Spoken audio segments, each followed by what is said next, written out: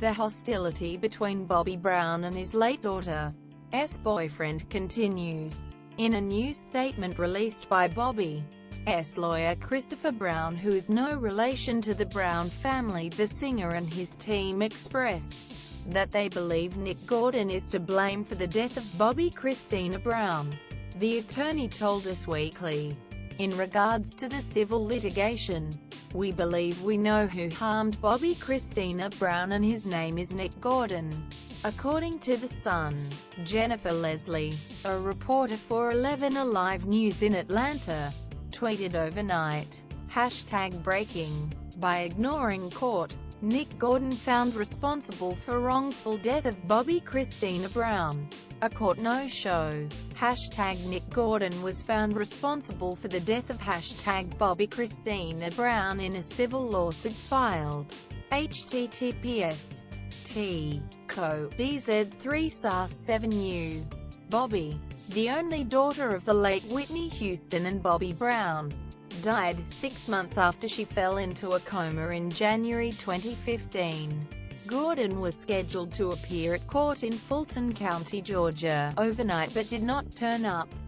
Fulton County Superior Court Judge T.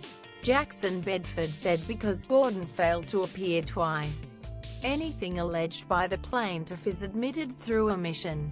Gordon, who was unofficially adopted by Houston as a teenager, was there when the singer drowned in the bath in 2012 and when her daughter died in disturbingly similar circumstances. Bedelia Hargrove, who is conservator to manage Brown's finances, has requested a judgment of at least $67 million for Gordon's part in Brown's death.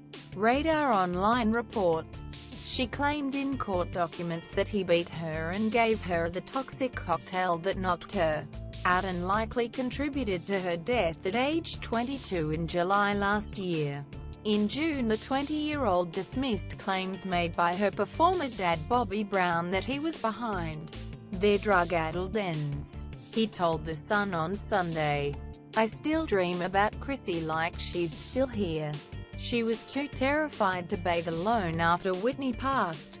We both were. It's why this is so messed up. I had no idea she was in the bath until I heard a friend scream. I raced upstairs and gave her CPR. She wasn't breathing, so I gave her mouth-to-mouth. 3 minutes in she spat out some water and that motivated me to keep going. It was the hardest and saddest thing I have ever done." Brown, who he nicknamed Chrissy, started breathing again but spent the next 6 months in a coma.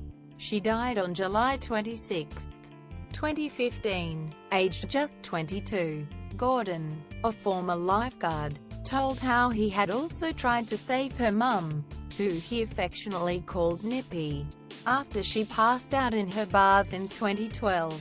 Aged 48, he said, "The day Whitney died I was just coming back to the hotel where she was staying when I heard screaming. I ran into her suite. I bent down and tried pushing on her chest but I could tell she was gone. Her lips were completely blue. Do I wish I could have done more? Of course. My God, the guilt is horrible. But to say I was the cause of their deaths just because I was simply isn't fair." This story originally appeared in the Sioux